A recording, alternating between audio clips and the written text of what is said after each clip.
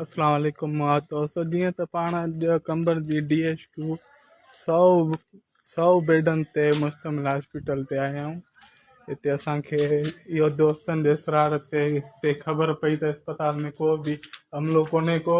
हे medical store आहे, हे 10 था थियनि, एमरजेंसी इहो स्टोर आहे जेको हिन वक़्तु बंदि लॻो पियो आहे। 100 बेडनि जी अस्पताल आहे इहा, ते जेको सो डॉक्टर ड्यूटी ते को बि इहो कोन्हे को। हे अमड़ियूं भेनरियूं शहर जूं। अब हिते को डॉक्टर आहे वा अस्पताल? हा, कहिड़ो डॉक्टर? हा, किथे इहो कहिड़ो डॉक्टर आहे? हे असांजो इहो झूने जो साहब न कहिड़ो डॉक्टर आहे? ॿुधाए नालो ॿुधाए न। अबा नालो ॿुधाए न। घणे छो थो थिए? छो थो वणे? हथु परते कर रहा, ॿुधाए केरु आहे? हा, तूं छा आहे हिते? तूं ॾेखार, अथई कुझु सर्टिफिकेट अथई? हा, डिस्पेंसर हा ॾेखार। इहो डॉक्टर कहिड़ो आहे ड्यूटी ते? इहो नालो छा आहे ड्यूटी ते? न ड्यूटी ते नालो छा आहे? तूं सर्टिफिकेट बि ॾेखार। तूं तो चयो डॉक्टर आहे, हा डॉक्टर जो इहो नालो बि ॿुधाए न। हे कंबर जी DHQ अस्पताल, हे जेको MA साहब हे गुंडा थी रहिया आहिनि अस्पताल में बाबा। हे जेके आवाम सां हे सुलूक था कनि। हे ॾिसो दोस्तो, इनखे अस्पताल उहो बि अब इहो कंप्यूटर आहे, डॉक्टर न आहे। हा, हे गुंडा बि MA सही जो 17 सालनि खां अब डॉक्टर तो हुजे न, MBBS हुजे, FCPS हुजे, सेखराट 10,000 वारा 5,000 वारा हिते असांजे अस्पताल में। इहो गुंडा हिते MA साहब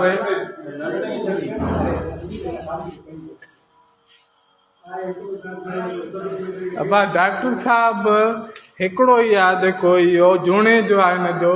अबा छा नालो आहे तुंहिंजो? सुणा साईं अबा। हा, कहिड़ो डॉक्टर आहे अबा? उहो बा इहो हे डॉक्टर आहे न उहो? हा, हे इहो टोपले वारो आहे न? हे डॉक्टर आहे न इहो? इहो आहे न डॉक्टर?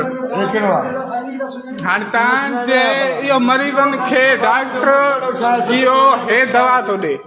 हा, हे डॉक्टर आहे अबा? डॉक्टर आहे तूं? न ॿुधाए न यार। अबा ॾेखार न सर्टिफिकेट। घणे जो तो सर्टिफिकेट इहो ॾेखार भरियूं थोरो ॾे त सही न। छा ॾेखारियो? हे बा डॉक्टर साहब हाणे बा कंप्लेन आई आहे न हितां त को डॉक्टर कोन्हे को। हे साईं असांजो। हा डॉक्टर साहब हितां कंप्लेन आई, दोस्तनि फोन कई, डॉक्टर न हो। तव्हां बि हाणे आया आहियो? कहिड़ो दोस्त आहे ॿुधायो बाबा? हितां कंप्लेन आई जनरली न दोस्त हाणे हिकिड़ो त न आहे, शहर जन माण्हुनि कंप्लेन कई। MA साहब अधु कलाक थी वियो आहे वेठा, हाणे आयो आहे? हे बा हाणे आयो आहे। रोटी न साईं, तव्हां अचो ई नथा। तव्हां रूम में आयो, तव्हां 500 रुपया ॾेई हिननि गुंडनि खे 500 रुपया ॾेई हिते आवाम लाइ बीहारियो।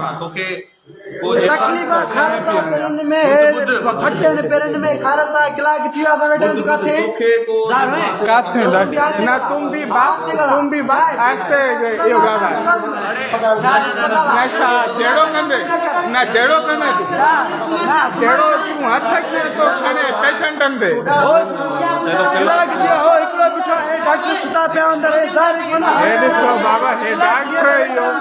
हे डॉक्टर ॾिसो हे जहिड़ा था कनि। हे ॾिसो न तूं इहो घणा वठंदो आहीं? न तूं इहो घणा वठंदो आहीं? इहो पता छा इहो विराए थो जाए हिते? न छा विराईंदो आहे छा? न विराईंदो आहे छा? 10,000 छा थो चए? इहो 10,000 अहिड़ा हाणे इहो असांजे हिन मरीज़नि जा इलाज इहो कंदा। हे डॉक्टर साहब हाणे आया हुआ, कलाक थी विया।